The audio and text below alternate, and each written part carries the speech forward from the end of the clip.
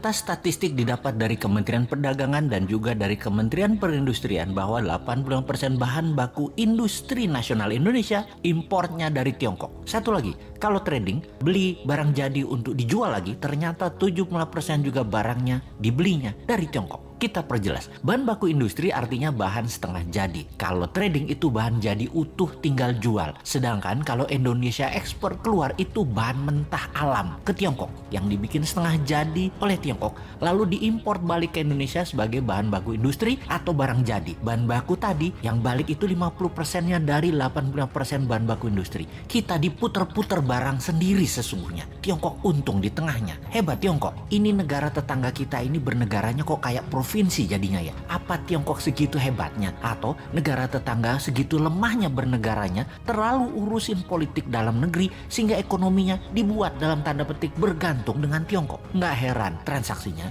pakai yuan. Baru ngeh saya juga. Multi currency atau mata uang yang berlaku di banyak negara seperti yen, dolar, dan euro memang tidak diperlukan kalau kayak gitu. Ya itulah kenapa istilah provinsi itu muncul. Timur-timur nih, kalau Newman yang pegang mandat, 90% kebutuhan negaranya tergantung rupiah dan barang dari Indonesia. Jadi tanpa perlu diintegrasi penyatuan kembali Timur Timur ke wilayah Indonesia, ya Timur Timur sudah jadi provinsi lagi. Sama seperti Gajah Mada menyatukan Nusantara juga bukan pakai military approach, tetapi pakai economic approach, pakai emasnya Majapahit. Atau istilah ini adalah semua dalam buku Akademi Militer namanya kolonialisasi 5.0 seperti yang dilakukan oleh Tiongkok. Kolonialisasi 5.0 pakai yuannya Tiongkok. Itu adalah economic approach. Negara tetangga itu jadinya ya kalah diplomasi, kalah strategi, kalah ekonomi, puncaknya ya kalah kedaulatan. Hal ini tanpa perlu menurunkan bendera merah putih diganti dengan merah bintangnya, ya sudah takluk jadi provinsi juga. Jadi apa kata Beijing deh seakan-akan. Tapi sekali lagi,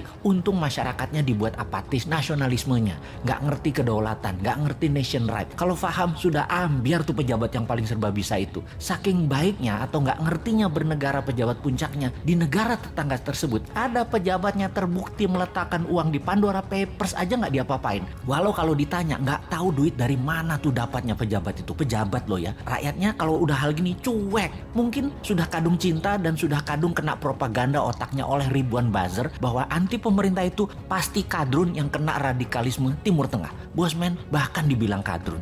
Lah wudhu aja belum lengkap, ilmu agama tipis dibilang kadrun. Padahal kelompok oposisi yang kerjanya ngeritik tanpa solusi juga dihantam sama Bosman dengan pertanyaan sederhana. Lalu solusinya apa? Kepada para oposisi. Kalau solusinya hanya ganti pejabat, ganti pemimpin, sama aja nanti. Pasti bingung juga dan hutang lagi ketika penggantinya baru pejabat dari sisi oposisi. Sama pasti. Jadi bagaimana mengembalikan kedaulatan bernegara tanpa bergantung kepada satu negara yang saat ini menjadikan negara tetangga provinsinya Tiongkok. Secara terselubung, ya terus dibungkus rapih dengan kebinekaan saat ini. Sahabat, buka pikiran putra-putri bangsa Indonesia dengan melihat dunia. Mereka kita buat tinggal di Eropa, tinggal di Amerika Utara, tinggal di Amerika Selatan, di ASEAN dan negara Asia Timur. 5 tahun pertama minimum mereka tinggal 2 tahun untuk ambil kursus apa saja. Juga ambil ilmu kekinian di berbagai belahan dunia. Kirim 10 juta putra-putri terbaik untuk mendapatkan ilmu, mendapatkan jaringan dan pengalaman hidup di berbagai negara yang ekonominya lebih maju dari Indonesia. Di tanah air,